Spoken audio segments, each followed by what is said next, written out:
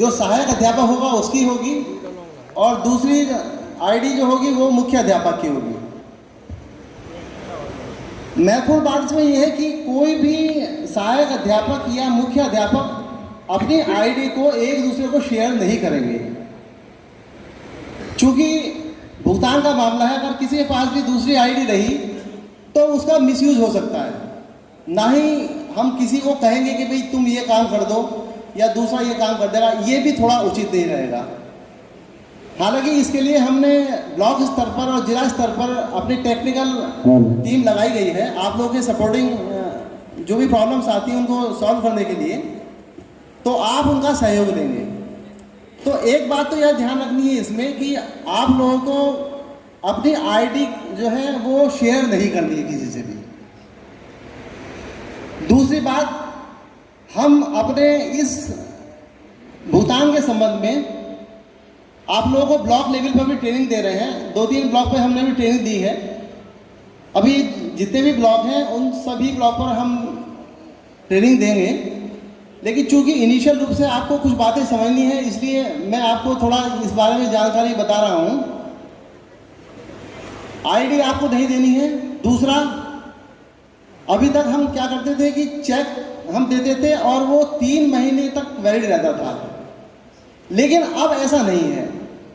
जो हम पीएफएमएस के थ्रू कार्य करेंगे, जो उससे पेमेंट ऑर्डर निकलेगा वो केवल 10 डेज तक ही वैलिड रहेगा। विद इन बस 10 डेज होगा, उसके बाद वो खत्म हो जाएगा। अभी हम पहले आपको पैसा देते थे, आपके अकाउंट में ट्रांसफर होता था पैसा, आप उसको देखकर फिर पेमेंट देखकर भुगतान करते थे, लेकिन अब ये व्यवस्था बदल गई है। अब ये व्यवस्था में हम आपको केवल लिमिट जारी करेंगे। जैसे क्रेडिट कार्ड होता है, आप अपना परचेजिंग कर लेते हैं, बाद में बैंक उनको भुगतान कर देता है, इसी प्रकार से हम भी उसी प्रक्रिया के तहत कार्य करेंगे। आप पहले खर्चा करेंगे, उसके बाद हम पेमेंट करेंगे उसको, बैंक को। मतलब पहले हम आपके खाते में ट्रांसफर करते थे, बाद में आप उसको देकर खर्चा करते हैं, लेकिन अब व्यवस्था एकदम उल्टी है। अब पहले आप भुगतान करेंगे, उसके बाद हम आपको जो है उसका पेमेंट करेंगे, उस बैंक के थ्रू आपको पेमेंट करेंगे। तो इस बात का ध्यान रखें, वो 10 डेज के अंदर बैंक के थ्रू हो जाना चाहिए। अभी तक आप संबंधित पार्टी को चेक दे देते थे, लेकिन अब ये भी नहीं होगा। आपको वो पेमेंट एडवाइस बैंक में आपको खुद ही जमा करनी पड़ेगी और तभी वो पेमेंट करेंगे। तो इस बात का ध्यान रखिए। अच्छा, तीसरी बात और में एक महत्वपूर्ण बात ये है कि 31 मार्च को सारा पैसा शून्य हो जाएगा। आपको जो भी पेमेंट करना है वो 31 मार्च तक बैंक से पेमेंट हो जाना चाहिए, या 31 मार्च तक वो पीपीएस जनरेट हो जाना चाहिए, तभी वो पैसा का भुगतान हो पाएगा। अदरवाइज वो भुगतान नहीं किया जाएगा। 31 मार्च को सारे बैलेंसेस शून्य हो जाएंगे, आपके खाते से सब शून्य कर दिया जाएगा। तो इन 3 बातें का बहुत विशेष रूप से ध्यान रखना है। और तीसरा बात यह है कि अभी हमारे सहयोगी श्री अनुज शर्मा आपको टेक्निकल रूप से पीपीटी के माध्यम से इसको बताएंगे कि ये कार्य किस तरह से किया जाएगा। एक्सपेंडिचर अभी तक आप चेक के द्वारा करते थे, अब सभी एक्सपेंडिचर पीएफएमएस पोर्टल के द्वारा किया जाएगा। PFMS portal public finance management system central government का पोर्टल है, और आपकी जो अभी खाते खुलाए गए हैं SNA सिंगल नोडल अकाउंट, वो सिंगल नोडल अकाउंट इस पीएफएमएस से मैप कर दिए गए हैं। सर ने आपको बताया कि इसमें 2 प्रकार से कार्य होगा। एक तो होगा डाटा ऑपरेटर आईडी और होगा एक data approval ID. Data operator ID का कार्य इतना होगा, मैं आपकी पहले वर्किंग थी, हमारी वर्किंग ये थी, सपोज मेरे विद्यालय में कंपोजिंग ग्रांट आई 25,000 और मुझे परचेज करनी है अपनी विद्यालय के लिए स्टेशनरी। तो क्या होता था, उस वेंडर को हम चेक काट देते थे और चेक उसके हाथ में दे देते थे। लेकिन अब पोर्टल पे व्यवस्था चेंज है।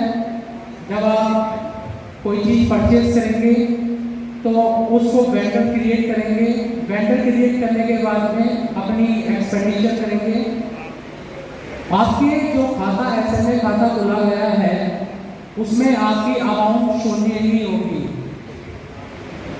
मतलब उसमें आप ना तो पैसे डाल सकते हैं और ना ही इससे निकाल सकते हैं, क्योंकि सारी बातें आप PMMS पोर्टल के माध्यम से ही करेंगे।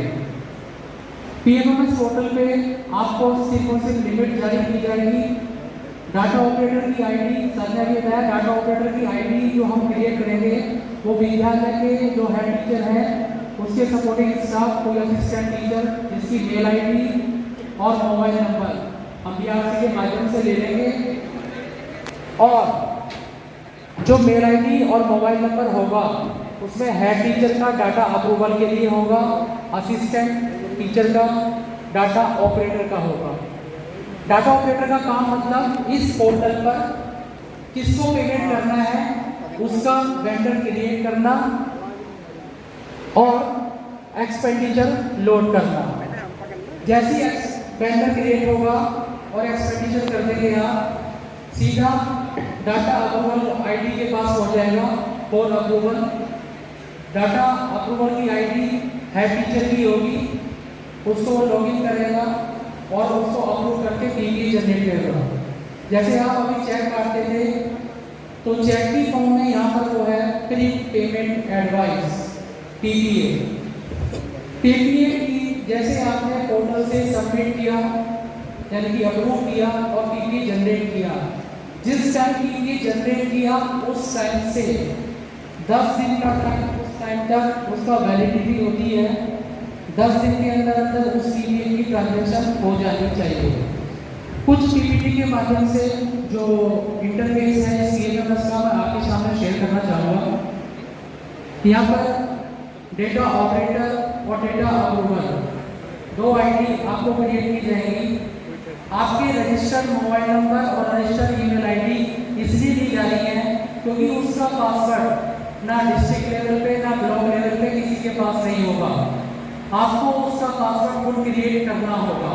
हम सिर्फ और आपको आपके विद्यालय की यूजर आईडी, डाटा ऑपरेटर और डाटा अप्रूवल ये दो आईडी प्रोवाइड कराएंगे।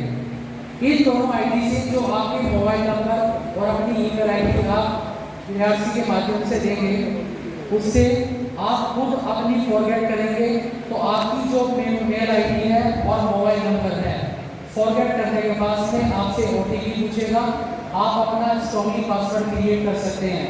सपोज फाइनेंस से रिलेटेड पोर्टल्स है तो फाइनेंस के लिए सिक्योरिटी पर्पस यूज होते हैं, कोई पासवर्ड क्रिएट होता है उसमें हम special characters, capital letters, small letters और न्यूमेरिक वर्ड्स यूज करते हैं। सपोज मुझे कोई पासवर्ड क्रिएट करना है, my name is Ramesh Kumar Sharma, मैं यूज करूंगा capital A N small U small J @123 whatever। मतलब इसके अंदर हमारे special characters, capital letters, small letters और न्यूमेरिक सारे यूज हो रहे हैं।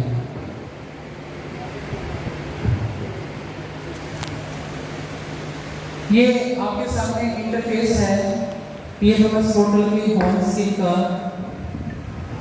जैसे आप लॉगिन करेंगे सभी आपको PPT के माध्यम से ग्रुप में मिल जाएगी। ये पूरी PPT आपको ग्रुप के माध्यम से भेज दी जाएगी।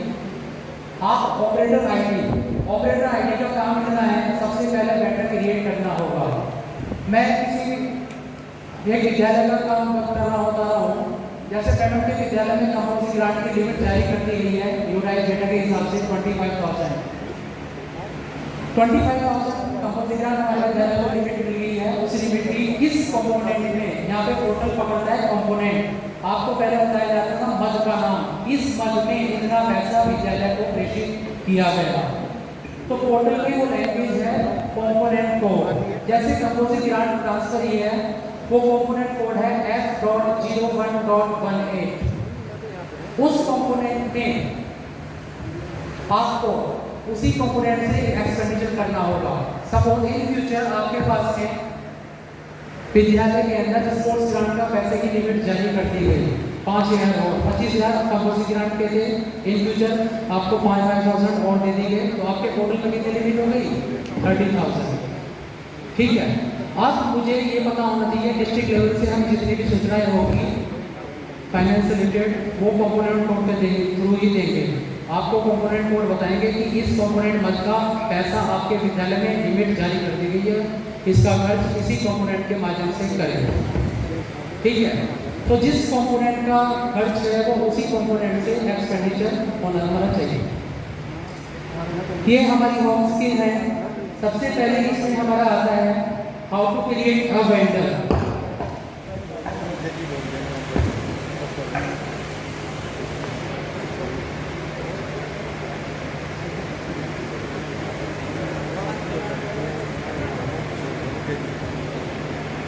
ये आपके सामने डाटा ऑपरेटर की आईडी लॉगिन करने के बाद में ऑप्शंस आ रहे हैं। लेफ्ट साइड में इसमें ऑप्शंस हैं। आपको इसमें मास्टर में जाना है। मास्टर पे आप जब क्लिक करेंगे तो वहाँ पर आपको वेंडर पूछेगा। वेंडर में जाके आपको ऐड न्यू का ऑप्शन यूज करना है या फिर मैनेज का यूज करना है। ऐड न्यू पे जैसे ही आप क्लिक करेंगे आपके सामने विंडो ओपन होकर आ जाएगी।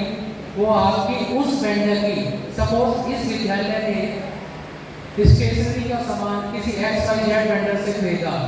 अब उस XYZ वेंडर की डिटेल्स जैसे उसके बैंक का नाम, उसका अकाउंट नंबर, उसका GST नंबर, वो आप वेंडर क्रिएट करेंगे।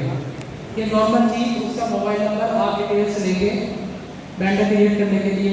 डेटा ऑपरेटर की आईडी से मास्टर पे जाएंगे, वेंडर पे क्लिक करेंगे, ऐड न्यू पे आप क्लिक करेंगे। यहाँ पे जैसे ही ऐड न्यू पे क्लिक करेंगे आपके सामने एक विंडोज ओपन होकर आएगी। उसमें आपकी बेसिक डिटेल्स टाइप, किस टाइप का वेंडर है, पर्सनल वेंडर है या कमर्शियल वेंडर है, नेम, उस वेंडर का नाम, उसकी date of birth, father name, Aadhaar number, GST number. Commercial के लिए आप GST नंबर यूज करेंगे और पर्सनल वाले के लिए आधार नंबर यूज करेंगे। नेक्स्ट एड्रेस डिटेल्स, उस वेंडर की सारी एड्रेस डिटेल्स। नीचे की साइड में बैंक का नाम। सपोज उस वेंडर के बैंक का नाम है पंजाब नेशनल बैंक, तो यहाँ पे आप 4 कीवर्ड उसके यूज करेंगे, PUNB। तो पंजाब नेशनल बैंक आप यहाँ से सेलेक्ट करेंगे। देन आफ्टर उसका अकाउंट नंबर आप यहाँ से फीड करेंगे। अकाउंट नंबर फीड करने के बाद में आप उसको सबमिट करेंगे। सबमिट करने के बाद में आपका 12 से लेके 24 घंटे के बाद आपके PMS पोर्टल पर वो वेंडर ट्रांजैक्शन करने के लिए अप्रूव यानी कि इनेबल होता है। जैसे ही आपने वेंडर क्रिएट किया तो आपका by default public finance management system portal bank से उस वेंडर की अकाउंट डिटेल्स वेरीफाई कर लेगा और उसको आपको एक्टिव कर देगा।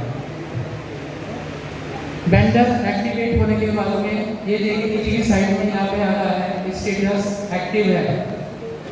12 घंटे बाद आप उसको मास्टर में जाके, वेंडर में जाके, मैनेज में जाके उस वेंडर का नाम सर्च करके आपको 12 घंटे बाद चल जाएगा कि बैंक स्टेटस वेरीफाई है या नॉट। कौन सी आईडी से हो रही है सारी?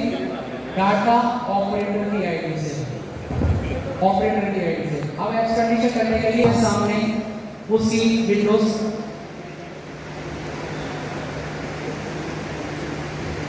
ओपन होकर आ जाएगी।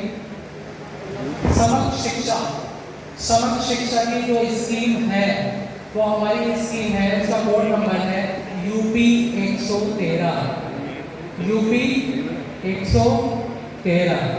जैसे आप यहाँ पर UP 113 सेलेक्ट करेंगे तो UP 113 सेलेक्ट करने के तुरंत बाद आपके विद्यालय का अभी जो SNA खाते का नाम खुला गया था उसका नाम कुछ ऐसे करके था, SSEEPS,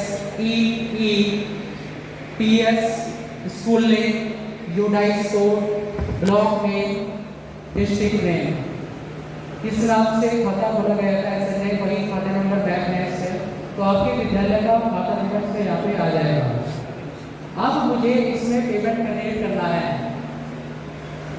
पेमेंट करने के लिए मैंने जो वेंडर मैप किया था, तो वेंडर जो मैप किया था, जिस नाम से मैप किया था, एक्सपेंडिचर डन फॉर, यहाँ से वेंडर पर क्लिक करेंगे और उस वेंडर का नाम लिख के यहाँ पे उसको सेलेक्ट कर लेंगे।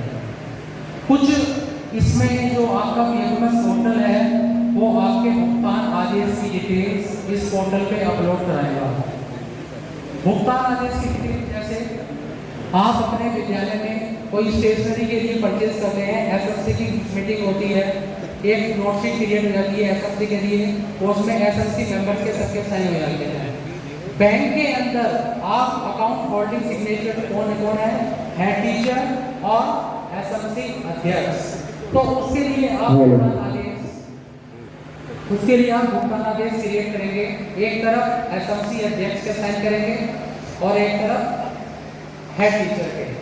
कंपोनेंट कोड संख्या यानी कि इस कार्य के लिए इस कंपोनेंट की संख्या कंपोजिट कंपोनेंट कोड संख्या F.01.18 के अंतर्गत स्टेशनरी के लिए 5,000 रुपए खर्च किए जा रहे हैं। तो आप उसमें नंबर दे देंगे, वो लेटर को स्कैन करेंगे, जेपीजी फॉर्म हो या पीडीएफ फॉर्म हो, पोर्टेबल डॉक्यूमेंट फॉर्मेट में हो, आप यहाँ से उस लेटर का नंबर डालेंगे, ब्राउज फाइल से जाके चूज फाइल करेंगे, उसमें आपकी इमेज फाइल भी हो सकती है या आपकी पीडीएफ फाइल भी हो सकती है। ये फाइल्स आपकी पीडीएफ 4 MB तक की लार्ज मेमोरी जो आपकी है 4 MB तक की हो सकती है। किस डेट को सेक्शन हुआ लेटर उसकी डेट सेलेक्ट करेंगे, नीचे अमाउंट डालेंगे, टोटल अमाउंट कितनी अमाउंट, सपोज कुछ ले लेंगे 5,000 आपको एक्सपेंडिचर करने हैं, तो जैसे ही आप यहाँ पे 5,000 डालेंगे नीचे की साइड में लिखा आ जाएगा ₹5,000 only. By default PMS total आपको उसको शो कर देगा। देन आफ्टर कोई नरेशन देनी है आपको, नरेशन मतलब कि आप किसके लिए यूज कर रहे हैं, पोर्टल पर आपको कब किस टाइम किस चीज के लिए यूज कर रहे हैं, क्या एक्सपेंडिचर किया, ये पोर्टल पर सुविधा है वो आपकी डिस्ट्रिक्ट लेवल पे, स्टेट लेवल पे, सेंट्रल गवर्नमेंट लेवल पे, किसी भी टाइम पे किस जगह कितना एक्सपेंडिचर हो रहा है, किस कंपोनेंट वर्क में एक्सपेंडिचर हो रहा है, वो यहाँ पर आपको मिल जाएगा। ठीक है, यानी कि ये सेंट्रलाइज्ड पोर्टल्स है, इसमें आप कितना एक्सपेंडिचर कब कहाँ कैसे कर रहे हैं वो सारा कंपोनेंट के हिसाब से करना रिपोर्टिंग है। नीचे की साइड में आप इसमें कंपोनेंट कोड अभी मैंने बताया, कंपोनेंट कोड कंपोजिट के लिए कंपोनेंट कोड क्या है F.01.18। ठीक है, F.0 सेलेक्ट करने के बाद में 5,000 अपने आप लिखा जाएगा और उसको आप ऐड कर देंगे। जैसे यहाँ से ऐड किया, सेव किया, submit for approval, submit for approval, submit for approval किसके लॉगिन पे पहुंच गया हो, हेड टीचर के लॉगिन पे। सबमिट फॉर अप्रूवल किसके लॉगिन पे, हेड टीचर पे। अब हेड टीचर अपनी आईडी से इसको लॉगिन करेंगे और अभी हमने जो एक्सपेंडिचर किया है अपनी आईडी को लॉगिन किया, अभी हमने जो एक्सपेंडिचर किया था उस एक्सपेंडिचर में जाके आपने उसको अप्रूव पे गए, अप्रूव पे जाने के बाद में जो एक्सपेंडिचर आपने दिया उसको सेलेक्ट किया, सबमिटेड में लिखा रहा है। देन आफ्टर लास्ट इसमें कितनी अमाउंट का है, यहाँ पर ऑप्शन होगा अप्रूव, रिजेक्ट और बैक, यानी कि आप इसको कभी किसी हेड टीचर के द्वारा जो ये वाउचर क्रिएट किया गया एक्सपेंडिचर का, अगर उससे आपको पता है कि उससे कोई गलती हो गई है तो आप इस लेवल पर उसको रिजेक्ट कर सकते हैं हेड टीचर की आईडी से। यहाँ से अप्रूव करेंगे, अप्रूव करने के बाद में आपका पीवी जनरेट हो जाएगा और पीवी जनरेट के बाद में आप उसको प्रिंट आउट करेंगे और उसको बैंक पे दोनों सिग्नेचर अथॉरिटी हेड टीचर और एसएमसी अध्यक्ष के सिग्नेचर कराएंगे तो उसको बैंक में बैंक के अंदर सबमिट होगा। ये प्रोसेस था, इसकी आपको पीपीटी के माध्यम से भेजा जाएगा।